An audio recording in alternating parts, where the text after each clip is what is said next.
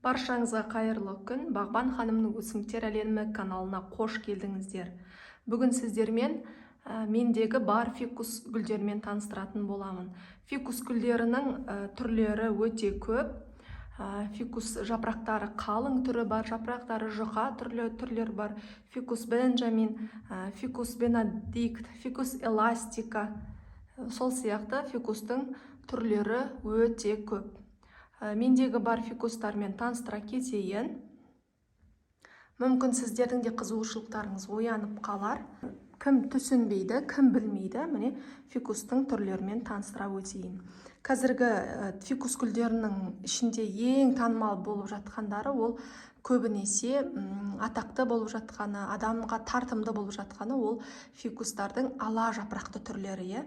Сәйкесінше ала жапырақты түрлер адамды өзіне баурап алып қоймай, бағасымен де ерекшеленеді, күтімімен де ерекшеленеді.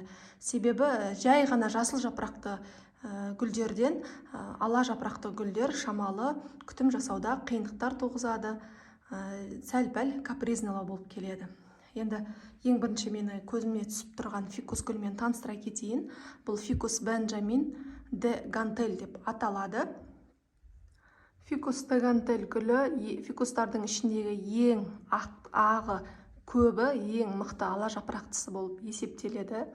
Күтім жасауда ешқандай қиындық туғыза бермейді және гүл өсірушілердің арасында ең танымал гүлдердің бірі деп атасақ болады. Экзотикалық жапырақтарымен ерекшеленетін фикус гүлінің жапырақтары эллипс тәрізді болады және ұзындығы тіпті егер жарық мол түсіп, күтім дұрыс жасалған жағдайда 10 сантиметрге дейін ұзындыққа жетеді. Фикус де гантель гүлдері егер сізде болмаса, онда сатып алып әрі қарай өсірсеңіз болады. Өте тығыз, жақсы күтіліп өсірілген гүл, яғни фикус гүлі осындай қалың, әдемі болып өссін десеңіз, әр уақытта фикус гүлдерінің ұштарын қиып тұрсаңыз және жарық өте мол түсіп, суару, күтім дұрыс болса, фикустарымыз біздің қалың әдемі болып өсетін болады. Одан кейінгі ерекше бір фикустың түріне мән беріңіздер. Бұл фикустың жапырақтары бейне бір зиянкес жеп қойып, соған оралып қалғандай болып тұрады. Негізінде бұл өзі фикустың осындай түрі, жапырақтары ирелеңде, бүйраланып, адамның бір бүйра шашы секілді әдемі ерекше түрімен көзге түсетін фикус ирен деп аталатын гүл. Фикус ирен гүлі фикус барок сортына жатады.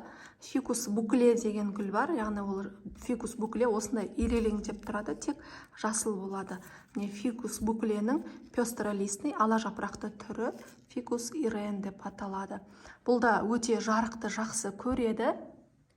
Жарық молынан түссе, бұл тоқтамай өсіп, бізді қуантып пышный болады. Егер жарық аз болса, онда жапырақтардың өсуі алшақтап кетеді.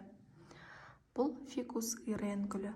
Мүмкін пышный болмағасын сіздерге ерекше көзге түспей тұрған болар, бірақ адам көзмен қараған кезде бірден баурап алатын гүлдердің бірі. Сондықтан осындай фикустың ерекше бір түрін өсіруді сіздерге ұсынамын. Одан кейінгі фикустың бір ерекше түрі фикус трангулярис деп аталады. Бұл фикустың жапырақтары жүрекше тәріздес болады. Міне осы жүрекше тәріздестігімен ерекшеленеді. Және бұл да ала жапырақты фикустың түріне жатады. Яғни жапырақтары жүрек тәріздес, ала болып келеді. Және бұл да капризный гүлдердің бірі. Күтімді өте қажет етеді, жарықты қажет етеді. Кішкене салқын жерде тұрып қалса, онда бірден жапырақ тастап өліп қалуы әбден мүмкін. Сондықтан өте капризный, редкий гүл өсірушілердің арасында танымалдылыққа ие. Кейбір гүл өсірушілер бұл гүлмен алысқысы келмейді де, өсіргісі келмейтіндер де болады. Фикус трангулярис гүліне ең маңыздысы жылы жер, мол жарық және дұрыс күтім. Сәйкесінше жақсы тыңайтқыш беріп, топырағы әбден құрғаған кезде суарып тұрсаңыз болады. Егер суды көп құйып қойсаңыз, онда жапырақтарының жиектері мынадай белгі беріп қарая бастады. Бұл енді ожог, терезеге тиіп ожог алып қалған. Егер су көп құйғаннан қарайған жапырақ көрсем, мен сізге көрсетер едім. Мынау да ожог, терезеге тиіп қалған. Әзірше Аллаға шүкір жақсы күтім жасалғаны көрініп тұр. Сондықтан бұл жерде қарайған жапырақ көре алмай тұрмын. Ficus triangularis. Одан кейінгі фикустың ерекше бір түрі, алдыңғы гүлдер Ficus benjaminге жатса, бұл Ficus elasticаға жатады. Ficus albomarginata деп аталады. Тоже капризный, ерекше, гүл өсірушілердің арасында жүректі жаулап алған гүлдердің бірі. Күтімді аса қажет етеді, жарықты қажет етеді, жылуды қажет етеді. Міне, жарық мол түсіп, жақсы жылы жерде тұрса, бұл гүлде бізді қуантып, ерекше жапырақтарымен құлпырып өсе береді. Ең маңыздысы бұл альбомаргинаты гүлін суды көп құйып қоймау қажет. Кішкене суды көп құйып қойдыңыз ба, уже жапырақтарынан белгі береді. Мысалға, мына фикус альбомаргинаты өте пышный, әдемі болды. Мен демалысқа кетіп қалған кезде байқамай су көп құйылып кетіп, бүкіл жапырақтары қарайып түсіп қалды. Міне бір жапырағы уже белгі көрсетіп тұр екен. Міне бүкіл жапырақтары түсіп, мынандай голый ствол болып қалды. Осы жақын арада бұны стеллажға, лампаның астына орнатып, жақсы күтім жасаудың арқасында міне жаңа жапырақтар шығып, әдемі болып өсіп келеді. Негізінде мына жерде бір жапырақ қалмаған болатын. Қараңыздар, жақсы күтім жасап, жайлап өсіріп жатқан жағдайымыз бар. Мынау гүл міне жақсы күтім жасалған, сондықтан әдемі болып өсіп тұр. Бұл Ficus albomarginata. Гүл өсірушілердің арасында аса танымал, сондықтан егер қызығушылық танытсаңыздар, осы гүлді алып өсіріп көріңіздер. Әрине, бұл гүлді өсіруде тәжірибе көп қажет етеді. Сондықтан жайлап тәжірибе барысында барлығыңыз үйрене бересіздер. Мен де көп нәрсені білген жоқпын. Уақыт өте келе, тәжірибе жинай келе, гүлдердің түр-түрін өсіре келе, міне осындай капризный деген гүлдерді өсіре алатындай жағдайға жеттім. Аллаға шүкір, сіздің де қолыңыздан келеді. Одан кейінгі фикустың ішіндегі өте ерекше, жапырақтарымен ерекшеленетін, адамды баурап алатын гүлдердің бірі Ficus benjamin curly деп аталады. Қараңыздар, жапырақтарының алалығы өзгешелеу. Дегантельге қарағанда міне басқашалау. Әдемі, жасыл, ашық жасыл, сосын барып ақ түске айналып, міне бір варигатность дейді, яғни жапырақтың алалығы өзгеше гүлдердің бірі. Міне, егер жарық көп түскен жағдайда осылай көрлейміз, ақ түсті жапырақ шығарып кететін жағдайы бар. Сондықтан кейде қатты ақтанып кеткен кезде біздер жапырақтарын қиып отырамыз. Ал егер жарық аз түскен жағдайда міне осылай жасылданып кетуі де әбден мүмкін. Сондықтан жарықтың да, суарудың да бұл жерде баланс қажет, яғни тұрақтылық, дұрыстау күтім қажет етеді. Әзірше менде кішкентай атростық, міне бойы бар болғаны бір 15-20 сантиметр. Алла қаласа алдағы уақытта әдемі, биік, пышный гүл болып өседі деп ойлаймын. Фикустардың ішінде ерекше гүлдердің бірі, жапырақтары ұзынша келеді. Дегантельден шамалы айырмашылығы бар. Жапырақтың жасылы бір сері жасыл, қоңыр жасыл болып келеді. Және жапырақтары сопақша ұзын болып келеді. Бұл Ficus lackia деп аталады. Қазір күз болған үшін күзде шамалы жапырақ лақтырып жатыр. Ол нормально. Кейбір жапырақтары көнеріп, тастап, жаңа жапырақтар шығарады. Фикус лакия бұл ұзын, енді 1 метрден асады биіктігі. Өте ерекше гүлдердің бірі. Күтімді өте қажет етеді. Бұйырса алдағы уақытта осы лакияның атростығымен сіздермен бөлісетін боламын. Инстаграмда қарап бақылап отырсаңыздар, алдағы уақытта фикус лакия гүлдерін сізде менен сатып ала аласыздар. Бұл да ерекше гүлдер.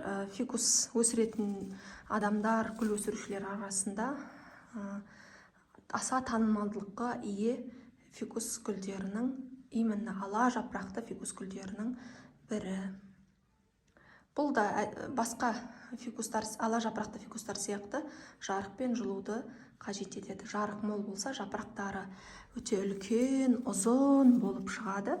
Ал жапырақ аз болса, жапырақтың размері, яғни өлшемі кішірейіп кетеді. Фикус лирата бұл өзінің жапырағы лира деген скрипка тәріздес инструменттің,